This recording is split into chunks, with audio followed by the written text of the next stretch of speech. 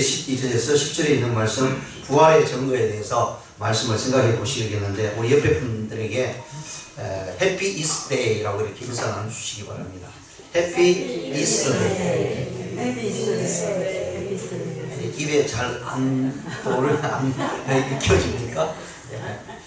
부활절을 맞이해서 함께 즐겁고 행복하시길 바랍니다 라는 뜻으로 이스터 데이다, 해피 이스데이, 이렇게 해피 크리스마스 이런 성탄절 인사를 많이 하잖아요. 메리 크리스마스. 근데 부활절 때는 별로 인사를 안 해요. 실제로 예수님이 태어나신 것도 중요하지만 우리 기독교에 있어서 가장 중요한 핵심은 바로 부활입니다. 부활이 없으면 구원이 없어요.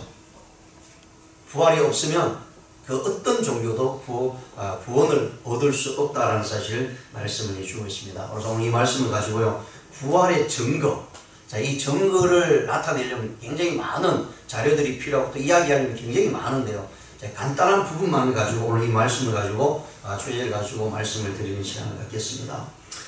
조지 몰간이라고 하는 목사님이 매사추세츠주에 아주 어느 시골에 작은 교회를 담임하고 계셨습니다. 그런데 거기에 나오는 한 어린 아이로 인해서요, 이분이 글을 써서 그 지역의 잡지사에 글을 기고를 한 내용입니다.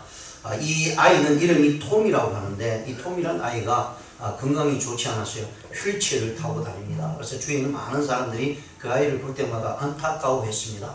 근데 이 톰이라는 이 아이는 옆에 있는 주위에 많은 사람들이 자기를 안타까워하고 위로하는 마음이 있었지만, 근데 그의 마음속에는 살아계신 예수님을 믿고 있었기 때문에 항상 즐거워했습니다. 그때 옆에 있던 사람들이, 친구들이, 야, 너는 왜 이렇게 즐겁냐, 기쁘냐? 왜냐면 육신을 보면 너무나 안타까운 일이 있거든요. 마음대로 활동할 수 없어. 누군가가 부축해 주지 않고 누군가를 밀어주지 않니 휠체어를 끌고 다닐 수 없는 그런 아이였습니다. 자, 그런 가운데 신앙생활하면서 교회 갈 때도요, 친구들의 도움받고 교회 갈 때 어느 주일날 이제 부활절이 가까울 때였습니다. 그때 이제 교사 선생님이 이 아이들에게 속이 빈 플라스틱 계란을 아이들에게 다 나눠줬습니다. 나눠주면서 이 아이들에게 이렇게 했는데, 얘들아, 이것을 집에 가지고 갔다가 다음 주일날 올 때 여기에 생명이 있는, 살아있는 것들을 하나씩 집어넣어서 와가지고 오라 라고 이렇게 이야기를 했습니다. 그래서 이 아이들이 집에 가서 여러 많은 식물도, 살아있는 식물도 뽑아서 거기다 넣기도 하고요, 저 곤충도 잡아서 거기다 넣기도, 대부분의 아이들이 그 플라스틱 계란 안에 곤충들을 잡아서 왔습니다. 그래서 선생님이 하나하나 다 이제 검사를 합니다. 한 명 한 명씩 뚜껑을 열어보니까 다 곤충들이, 살아있는 곤충, 또 생물들이, 또 이 살아있는 풀들이 이렇게 들어있는 것을 보면서 다 잘했다라고 이렇게 칭찬을 해 주었습니다. 그런데 톰의 차례가 되었습니다. 근데 톰의 계란을 드리고, 선생님이 그 계란을, 플라스틱 계란을 딱 열었는데 그게 아무것도 없는 거예요. 그래서 선생님이 이 톰에게 위로를 하면서 이렇게 얘기합니다. 톰, 괜찮아. 숙제를 다 해오지 않아도 괜찮아. 아무것도 넣고 오지 않아도 괜찮아 하고 위로를 했습니다. 그랬더니 이 톰이 선생님에게 이렇게 얘기합니다. 선생님에게 심각한 얼굴로 이렇게 대답합니다. 저는 이 속에 생명을 담아 가지고 왔습니다. 아무것도 없는데. 그러면서 사람 말하지, 보이지 않는 생명이 있습니다. 예수님은 무덤에서 비어있지 않았습니까? 생명이 이미 살아서 나갔습니다 라고 이렇게 이야기를 했다고 합니다. 이 말을 들은 선생님이나 거기에 있던 많은 선생님들이 너무 큰 감동을 받은 거예요. 이 어린 톰이 육체의 아픔에도 있음에도 불구하고 믿음만큼은 그 누구도 뒤지지 않는 그런 모습이 있었다는 사실을 이야기를 해주고 있고요. 이 말을 들은 이 조지 몰간 목사님이 너무나 감동이 되었어요. 그것을 글로 써서 이 지역에 있는 신문지에다가, 일간지에다가 기고를 했던 내용입니다. 그렇습니다. 오늘 본문을 통해서 우리에게 보여주고 있는 것은요, 예수님께서 3일 만에 부활하셨다는 사실을 분명히 나타내주고 있습니다. 오늘 내용을 보면 막달라 마리아가 예수님이 이제 금요일날 십자가에 돌아가시고 난 다음 이제 무덤에 들어가십니다. 그리고 토요일날 안식일이기 때문에 이제 고대 사람의 토요일이 안식일입니다. 안식일 때는 아무도 활동을 못합니다. 왜냐하면 그 당시에는, 그 시대까지는, 아직 예수님 당시에는 안식일을 철저히 지키기 때문에, 그래서 제자들이 이 안식일 토요일에 무덤에 가 있는 예수님을 보지를 못합니다. 그리고 안식 후 첫날 썬데이, 주일입니다. 오늘입니다. 그러니까 우리는 이 주일날을 하나님 앞에 예배드리고 안식일을 지키죠. 왜냐하면 예수님의 부활을 기점으로 해서 이 주일을 지키는 것이 우리 기독교의 모습입니다. 그래서 안식일 첫날 새벽이 되자마자 마리아와 여러 여인들이 예수님의 무덤을 찾아갑니다. 오늘 이 본문 말씀에 요한복음 20장 1절에서 10절에 있는 말씀이요, 마태복음, 마가복음, 누가복음에 다 나옵니다. 그러니까 이 다 복음서에 다 나온다는 얘기는요, 이건 실질적인 사실이고 실제적인 모습으로 경험을 했다는 사실을 이야기를 해주고 있는 거예요. 그래서 이 여인들이, 오늘 요한복음에는 막달라 마리아가 나오지만 마가복음에는 네 사람, 세 사람 여인들이 나와서 예수님이 새벽에 일찍 가서 향유를 가지고 나옵니다. 왜냐하면 유대 사회에서는 사람이 죽으면 향유를 뿌려서 몸을 다 바르고 난 다음에 장사를 지는데, 예수님의 장사는 너무 급하게 이루어졌거든요. 십자가에 돌아가시고 내리자마자 바로 무덤에 집어넣었으니까. 그래서 향유를 못 뿌렸거든요. 살아있을 때도 최선을 다하고 살아있을 때도 예수님이 복음을 전할게요, 뒤에 이 여인들이 서포트를 했습니다. 그래서 하나님의 구원의 역사를 가장 먼저 이 일들을 했고, 이 프로젝트에 하나님 앞에 헌신했던 분들이 여인들이었습니다. 어느 시대든, 오늘 이 시대도요, 보면 여인들이 더 하나님 앞에 충성을 하고요, 자기의 마음과 헌신하는 것을 보면서요, 언제든지 하나님께서 그 여인들을 통해서 영광을 받으시는 모습을 나타내주고 있죠. 그래서 이 여인들이 예수님의 무덤에 제일 먼저 찾아갔는데 이게 큰일이 났어요. 왜냐하면 이 아리마다의 요셉이라는 사람이 예수님을 십자가에 내려가지고요, 자기가 죽으면 들어가야 될 무덤입니다. 그러니까 이스라엘 무덤은 동굴이에요. 그러니까 돈이 있는 부자 사람들은 이 돌로 된 산을 불을 내서 거기에서 자기 무덤을 만들어 놓습니다. 아리마다의 요셉이 먼저 이렇게 했기 때문에, 그래서 예수님을 데리고 내려왔어요. 십자가에서 내려서 무덤으로 넣었는데 거기 동굴이었습니다. 불이었습니다. 돌로 된 불이었고, 그러다 보니까 예수님이 살아생전에 많은 사람들에게 뭐라고 말씀하냐면, 내가 죽은 다음에 3일 만에 부활할 것이다. 뭐 제자들도 수없이 들었습니다. 그리고 거기 있던 유대인들, 바리새인들, 사두개인들도 들었어요. 그러니까 예수님이 죽고 나니까 이 사람들이 걱정이 터스린 거예요. 왜냐하면 예수님이 살아실 때 얘기를 했거든요. 그런데 그 얘기를 거짓말로 생각을 하고, 그 거짓말이다, 그런 일은 있을 수 없다. 왜냐하면 그 당시만 하더라도 사람이 죽었다고 부활하는 것은 유대 사상에 의해서는 이루어지지 않는 일이었습니다. 이 부활이라는 것은 예수님께서, 하나님께서 심판하실 때 그때 부활하는 걸로 믿고 계시지, 실제로 사람이 죽었다가 살아나고 부활한다는 것은요, 이스라엘 가운데 있는 모든 사람들을 받아들이지 못했어요. 3년 동안 예수님을 따라다녔던 제자들까지도 그걸 못 믿는 거예요. 예수님 분명히 얘기했거든요. 죽었다가 3일 만에 살아날 것이다. 제자들이 못 믿어요. 그 일들이 오늘 본문에도 나옵니다. 그래서 이 여인들이 가서 딱 보니까 동굴의 문이 딱 열려 있는 거예요.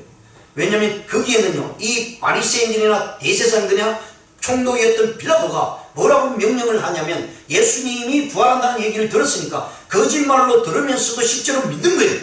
이게 참 사람의 심리예요. 그랬더니 이 동굴 앞에, 무덤 앞에 큰 돌로 그것을 막았습니다. 그래서 장정이 한 4-5 사람이 움직일 수 있는 돌이에요. 그것을 막아놓고 지키고 있는, 병사들이 지키고 있는, 왜냐하면 예수님이 부활한다고 했으니까 이게 진짜 지키고 있어요. 혹시 또 그 말이 사람들에게는, 제자들이 훔쳐가서 그것을 부활했다라고 얘기할까봐, 그래서 병사 1개 중대가 그 무덤을 지키고 있는 거예요. 아니, 죽은 사람을 왜 지킵니까?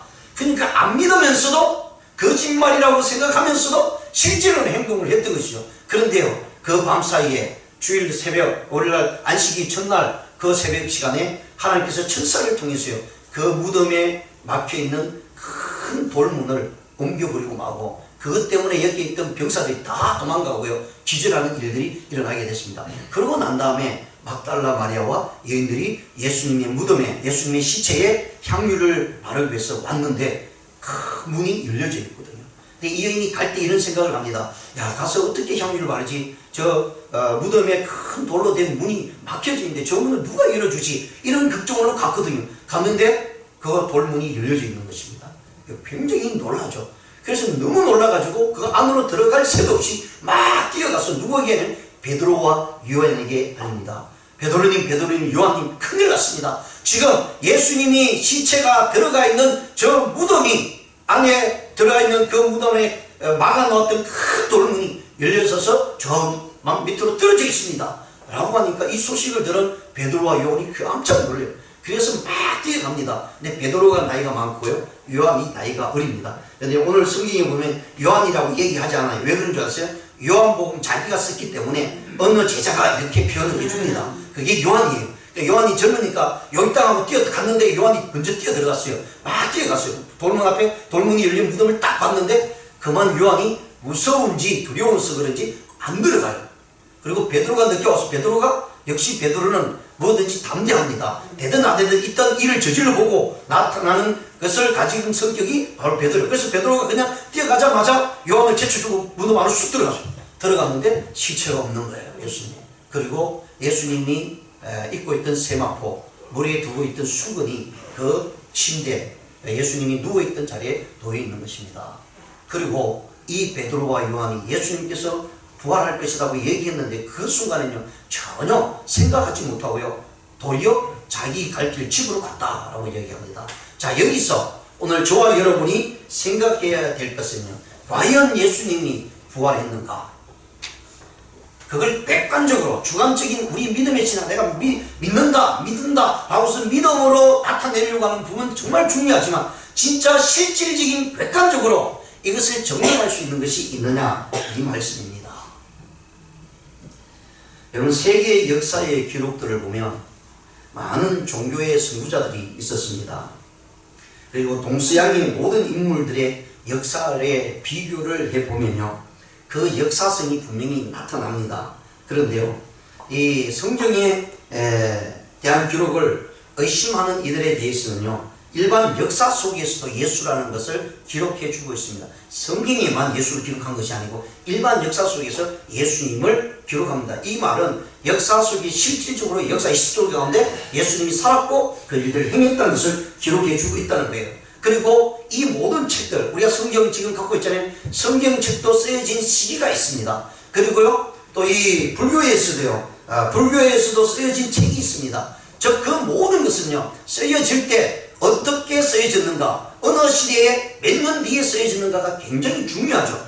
그래서 그것은 역사성이 있다, 중요하다, 이것은 옳다, 그러다라고 판단을 한다는 것입니다. 자, 우리나라로만 생각해 보세요. 우리 당군 신화를 많이 듣습니다. 근데 당군 신화가 언제 시작? BC 2333년입니다. BC 2333년, 지금부터요, 지금 2024년이니까 4500년 가까이 지난 사건이에요. 자, 그런데 이 BC 2333년에 신화적으로 당군 신화가 당군이 있었다라고 하는 그 일들을 언제 기록이 되었냐면요, 그것이 계속해서 부전이 내려오다가 3600년 뒤에 AD 1281년에 일련이라고 하는 성녀에 의해서 기록이 됩니다. 그전엔 기록이 없어요. 말로 전해왔다는 거예요. 자, 이렇게 3600년 동안 아무 얘기하다가 어느 날 일련이라고 하는 성녀가 당군 신화를 기록했단 말입니다. 근데 오늘 우리 한국 당군 신화를 믿는 사람이 얼마나 많이 있습니까? 그것이 진짜인 줄 알고요. 3600년 뒤에 기록이 되었다니까요. 그럼 역사적으로 봐도 이게 문제가 심각하거든요. 부전으로 내려오다가 기록이 없이 내려오다가 그것이 기록이 됐다면 그 오는 와중에 얼마나 많은 말들이 섞여져 있겠습니까? 제가 여기서 이제 앞에 우리 이용기 형제님에게 귓속말을 막 하고요, 돌아서서 하라고 하면요, 제가 말하고 저 뒤에 완전히 틀립니다. 요 사이에서 귀에 대놓고 얘기하는 것도 틀리는데 그 사이에도 틀리는데 3600년 동안 뒤에 기록을 했다니까 이게 얼마나 많이 틀리겠습니까? 이런 것들은 이제 역사의 기록이다라고 얘기합니다. 그리고 조로아스터 교요, 기독교와 비슷한, 기독교보다 앞에 일어났던 종교입니다. 이 창시자는요, 자라투스트라라고 하는 사람입니다. 이 사람은 BC 1400년에서 천년경에 살았던 인물입니다. 그러니까 이분이 조로아스터교를 만들었던 거예요. 그러니까 1400년하고 1000년 사이에. 그런데 이 사람이 슬퍼하고 이 사람이 조로아스터교 자기가 가지고 있는 신앙에 보서 많은 사람들이 알려주고 난 다음 이것이 기록이 된 것은 AD 3세기입니다. AD 3세기면 지금이죠. AD 200 몇 년 이렇게 됩니다. 그러니까 결국은 그 사이하고 얼마나 많이 차이가 있습니다. 얼마나 많이 차이가 있어요. BC 1400년이니까요. 그럼 이 4000년을 보잖아요. 그러면 이것도 역시 마찬가지로 2000년, 3000년 가까이 차이 뒤에 기록이 되었다는 얘기입니다. 그럼 여러분 우리 상식적으로요. 생각해 보세요. 이것이 옳은가 그런가 생각해 볼 수 있습니다. 그리고요. BC 6세기경에 석가모니가 살았죠. 예수님보다 500년 전에 태어났어요. 자, 그런데 그가 가르쳤던 수많은 글들이 있습니다. 근데 그 글이 BC 6세기니까요.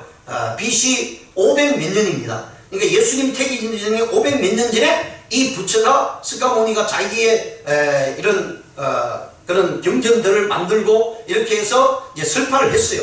근데 그것이 결국은 언제 기록이 되냐면 AD 1세기경에 기록이 되었습니다. 그러니까 600~700년 뒤에 석가모니가 얘기한 것이 기록이 되었다는 얘기예요.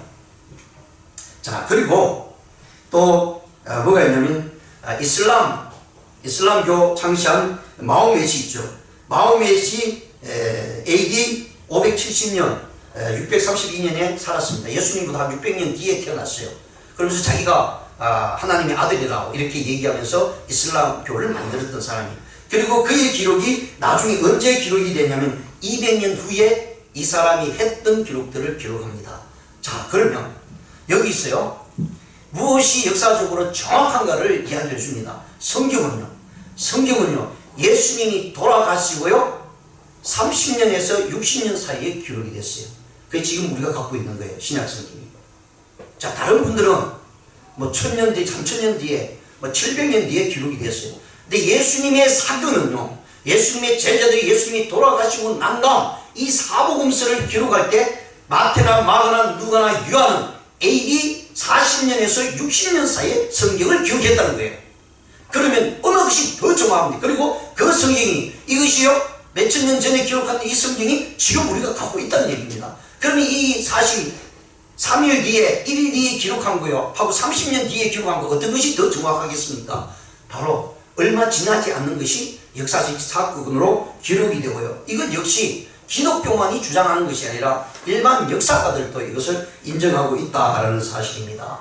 바로 그래서 예수님이요 죽었다고 살아났다고 하는 이야기는요 한두 사람이 보고 겪고 기록한 것이 아니라 사복음서를 통해서요 또 많은 여인들을 통해서 마지막 예수님이 부활하시고 40일 동안 이 땅에 있으면서 제자들을 만나고 살아있던 모습들 그대로 보여줬습니다.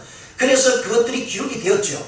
여기서 우리가 한 가지 생각해 봐야 될 것은 뭐냐면 제자들이 어떤 사람입니까? 예수님이 십자가에 못 박으니까 다 도망갔던 사람, 예수님 못 믿겠다고 다 도망갔던 사람이에요.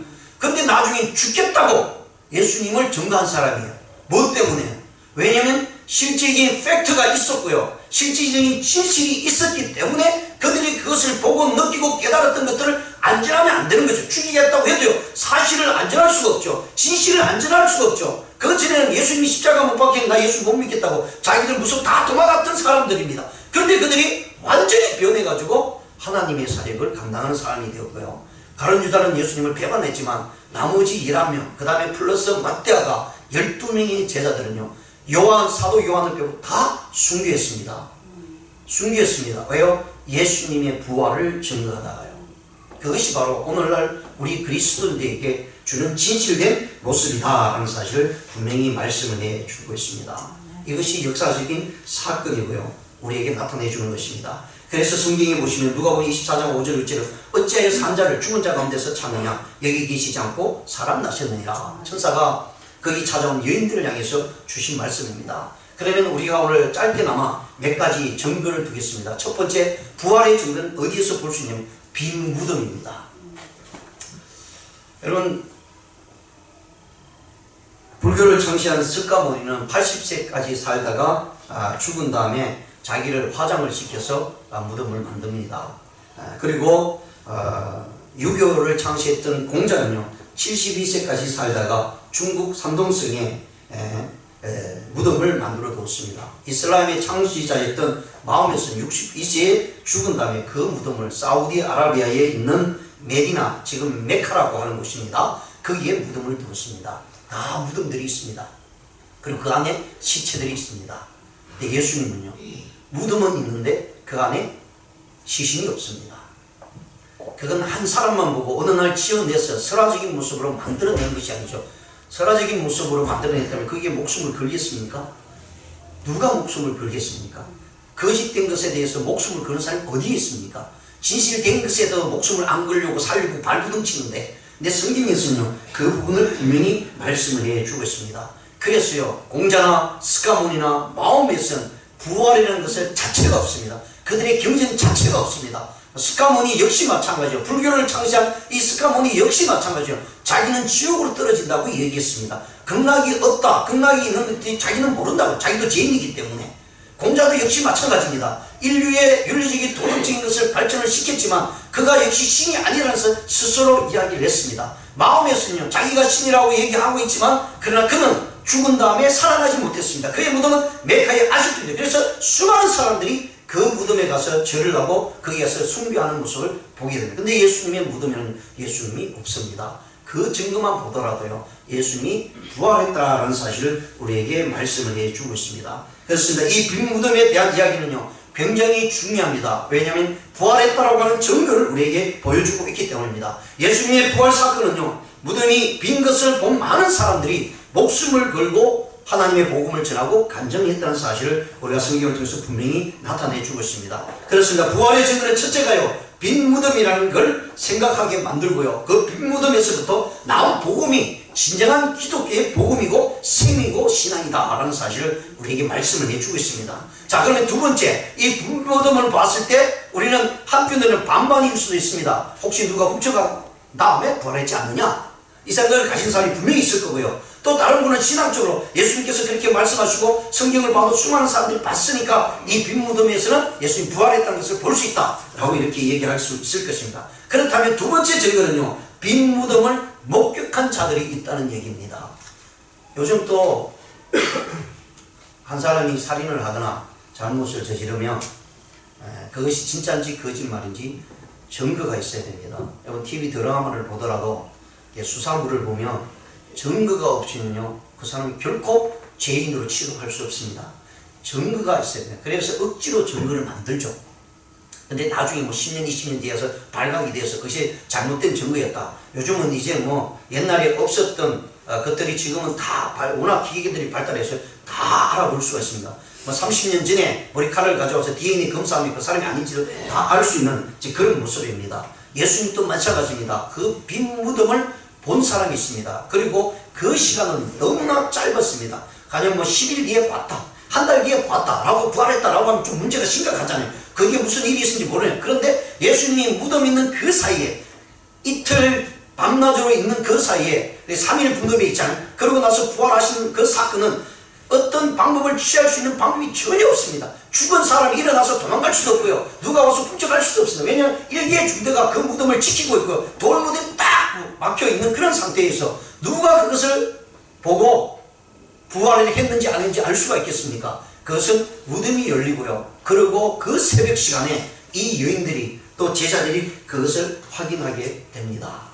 그러고 난 다음에 이들이요, 믿음의 신앙에서 예수님을 만납니다. 바로 뒤에 만납니다. 성경에 보시면 막달라 마리아와 여인들이 예수님이 천사가 딱 나타나서 사람자를 어떻게 여기서 너희들이 찾느냐, 이 빈 무덤에서 찾느냐고 얘기합니다. 그리고 예수님이요, 하루 지난 다음에 제자들이 모인 곳에 예수님이 딱 나타나요. 살아있는 부활의 몸으로. 그때 도마가 빠졌습니다. 지난주에 말씀을 드렸죠. 그리고 나서 한 10일 뒤에 다시 예수님께서 제자들에게 나타나서 도마가 있을 때 창자국과 옆구리의 창자국과 손못자국을 다 보여주고 네가 본 거로 믿느냐라고 하는 그런 우리가 음성을 듣습니다. 그렇습니다. 본 사람들이 굉장히 많아요. 그리고 제자들뿐만 아니라 거기에 나타난 수많은 성도들도 보게 되었다라는 사실을 말씀을 해주고 있습니다. 오늘 성경에 보시면 막달라 마리아와 야고보의 어머니 마리아와 또 살로메 등의 여인들이 새벽 6명에 예수님의 시신을 이틀 전에 넣어둔 무덤을 찾아갔다. 여기 여인들이 마가복음 16장에 나오는 내용입니다. 그러면서 천사를 만나는데 놀라지 말라, 너희가 십자가에 못 박히신 예수를 찾는구나. 그가 살아나시고 여기 계시지 아니하니라. 보라, 그를 두었던 곳이니라.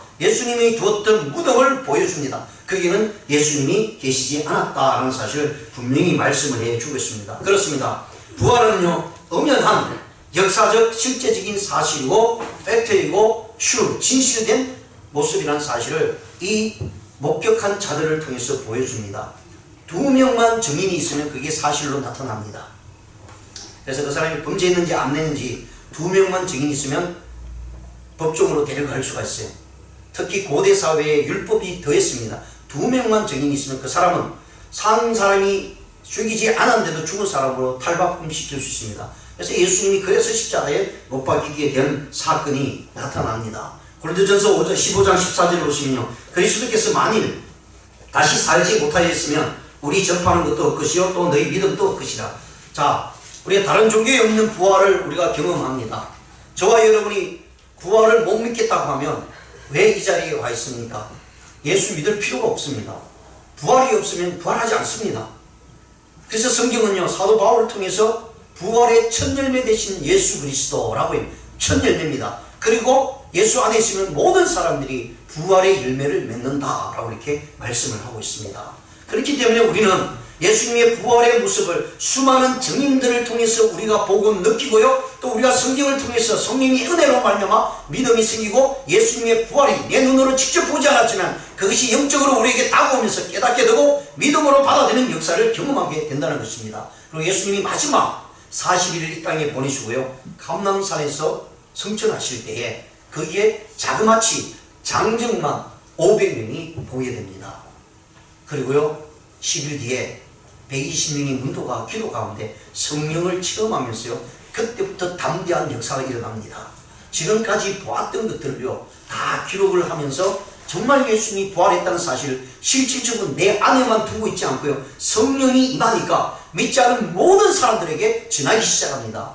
그럴 때 사람들이 자기를 죽인다고, 로마 시대니까요 얼마나 많은 사람이 핍박해, 그럼에도 불구하고요 목숨을 걸고 전합니다. 왜냐하면 그게 사실이고 진실이니까.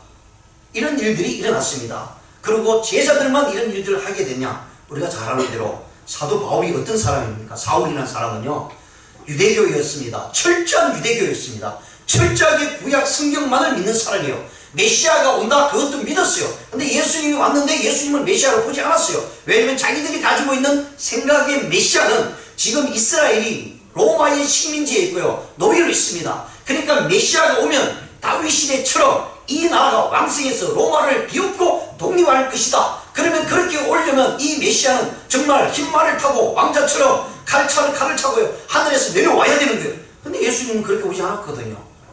아무도 그들도 보지 않은 무시하는 마국간의 구유에서 예수님이 태어났습니다. 하는 행동을 보면 뭐 그냥 사람들이 뭐라고 때리면 맞고 돌을 던지면 맞고 또 도망가고, 그리고 불쌍한 사람들 보면 고쳐주고 이런 일만 하는 거거든요. 그들이 바라는 메시아는요, 사도 바울이 대신에 사울이 바라는 메시아는 이 예수님이 좀 힘을 가지고, 그래 여러분 모이십시오. 오늘 내가 혈투를 하겠습니다. 전쟁을 하겠습니다. 자, 까만띠 빨간띠를 매십시오. 자, 지금부터 투쟁입니다. 승리하자 독립하자 하면서 사람을 끌어모아가지고 나갔다면 이 예수님은 막 모든 사람들부터 인정받을 거예요. 근데 기독교는 그게 아닙니다. 여러분 죄송하지만 이제 여기 방송이 나갈 거예요. 죄송하지만 우리 기독교는요, 우리 한국을 위해서, 우리 조국을 위해서 나라를 살리기 운동 잘 해야 됩니다. 또 기도도 해야 됩니다. 근데 투쟁이라는 것은 우리가 쓰면 안 됩니다. 기독교인이 투쟁이라는 말을 쓰면 안 됩니다. 기독교는 사랑으로 나가야죠. 그게 하나님이 우리에게 가르쳐 주신 모습이고 예수님이 또 그렇게 몸소 우리에게 보여주셨습니다. 예수님이 오직하면 그 고통과 고난을 받을 때 뭐라고 얘기합니까? 야, 내가 하늘의 12영을 부르면 여기 있는 수십만 명 한 방에 다 죽일 수 있다고 얘기해요. 왜 그렇게 하지 않는 이유는 하나님께서 자기에게 의무를 주시고 구원의 사역을 주셨기 때문에 다 참고 인간을 사랑하신 주님의 마음을 가지고 그 일을 행했다라고 이렇게 말씀을 해주고 있습니다. 예, 그렇습니다. 예수님의 부활은요 우리에게 엄청난 일들을 말씀을 해주고 있습니다. 그리고 그 사도 사울이요 예수 믿지 않고 예수 믿는 자를 잡아 죽이는 일에 앞장섰던 사람이에요. 그래서 우리가 잘 아는 대로요 성경에 보시면 수많은 사람들이 죽어 나가게 됩니다. 그리고 수많은 생명들이 사도 바울에 의해서 잡혀서 감옥에 갑니다. 근데 어느 날 이 사울이요 예수님을 만납니다. 예수님이 사울에게 나타났어요. 사울아 네가 어찌하여 나를 핍박하느냐. 그런데 사울이 대뜸한 내가 언제 주님을 핍박한 적이 있습니까? 라고 얘기해줘. 그때 주님 뭐라고 해요? 네가 핍박한 자들이 나다 라고 해요. 예수 믿는 사람들 핍박한 자를 한 것이 나를 핍박한 것이다. 거기서 예수님을 만나고 이 사도 바울이 완전히 180도 바뀌어집니다. 그렇게 예수 믿는 사람을 잡아서 죽이고요. 감옥에 넣었던 사울이었습니다. 그러면 이러한 증거들이 거짓말이라고 할 수 없는 것이, 그렇게 잡아 죽이던 사람이 어느 날 예수님을 만나고 부활한 모습을 보고 그는 완전히 예수님의 제자가 되는 역사가 일어났다는 얘기예요. 그리고 그 이후에요, 그는 예수님 다음으로, 사도들 빼고요, 사도들 합쳐도 예수님 다음으로 우리 기독교의 역사에 가장 훌륭한 사람이 사도 바울입니다. 성경을 13권이나 썼어요. 그리고 그가 전하는 모든 복음은 오늘날 우리 그리스도인에게 엄청난 영향력과 성령의 놀라운 인도하심이 있다라는 사실을 보여줍니다. 이런 일들을 보면서요, 수많은 증인들을 보면서 바로 예수님이 부활하셨다라는 사실을 우리가 안 믿으면 그건 더 이상한 것입니다. 자, 그 다음에 로주 맥도르라고 하는 이 선교사님이 이런 얘기를 했습니다. 예수 그리스도의 부활이 사실이 아니라면 지금까지 사람들을 속여오던 일 중에 가장 악랄하고 비도덕적이고 윗선 중에 최대의 윗선이지만, 그러나 예수 그리스도의 부활이 사실이라면 인류 역사상 가장 큰 기적적인 사건이다. 가장 큰 기적이죠, 부활한 그 자체가. 그래서 우리는 성경을 통해서 그 증거가 있고요, 그 증거는 수많은 이들을 통해서요, 예수님이 부활하셨다는 사실을 안 믿을래야 안 믿을 수 없는 사건이었다라는 것을 우리가 깨달을 수가 있습니다. 세 번째로, 부활한 예수님을 만남으로 삶이 급격하게 변했습니다. 고린도전서 15장 5절에서 8절, 이 사도 바울이 앞에서 말했던 그 사도 바울의 변한 삶입니다. 예수님의 제자도 완전히 다 180도 바뀌었죠. 예수님을 따랐던 사람이 예수님이 죽으니까 이제 나는 상관없다. 3년 동안 따랐던 거 소용없다. 이제 나하고 예수님하고 관계없다. 우리 예수님을 저주했잖아요. 다 도망갔어요. 근데 예수님의 부활의 모습을 보고 그들의 모습들이 완전히 바뀌어지고 그들의 삶이 180도 달라지면서요, 목숨을 걸고 예수를 전합니다. 왜? 예수를 믿어야만이 천국에 가고 믿어야만이 구원을 얻기 때문이다 라고 이렇게 말씀을 해주고 있습니다. 그런 모습을 보면서요, 저와 여러분은 이제 부활이야말로 우리 기독교의 출발이라는 사실을 깨달으시기를 바랍니다. 우리 기독교의 핵심은 십자가와 부활입니다. 그래서 이 양면의 동전과 같습니다. 십자가만 주장해서도 안 됩니다. 십자가를 주장하던 만큼 똑같이 100%만큼 부활도 연결이 됩니다. 이 두 가지가 연결이 될 때에 참된 믿음의 신앙이 소유한 자다라고 이렇게 말씀을 합니다. 그래서 기독교의 복음은요, 그리스도의 부활로부터 분명히 시작이 됩니다. 부활이 없으면 저와 여러분 가장 불쌍한 사람입니다. 왜냐면 이 아까운 시간에 앉아서 여기서 예배를 드리고 있으니까요. 부활이 없으면 그게 무슨 소용이 있습니다. 다른 종교와 다를 바 없다라는 사실을 분명히 말씀을 해주고 있습니다. 그래서 고린도전서 15장 20절에요. 이제 그리스도께서 죽은 자 가운데서 다시 살아 잠자는 자들의 첫 열매가 되셨다. 사도 바울이 내가 십자가에 그리스도와 함께 죽고 그리스도와 함께 다시 사는 것이 부활의 신앙이다 라는 사실을 말씀을 해주고 있습니다. 사랑스러운 여러분, 수많은 일들이 벌어지고 있습니다. 그러나 성경을 통해서 또 성경 이외의 많은 역사가들은 유대의 역사적인 요세푸스나 이런 사람들은요, 성경 외 밖에 예수님의 기록을 가지고 많은 사람들에게 알려줍니다. 실제적인 사건이 있고 실제적인 인물이었다. 그런데 다른 종교들은요, 자기들 경전안내만 있습니다. 다른 역사에는요, 그들의 석가모니나 공자나 이런 노자나 이런 사람들 다른 역사 가운데는 그의 종교의 모습들이 나타나지 않는다라는 사실을 우리가 기억하시면서요, 하나님의 놀라운 은혜가 저와 여러분의 있기를 주님의 이름으로 축원드립니다. 아멘. 기도드리겠습니다. 하나님 감사합니다. 주의 은혜 가운데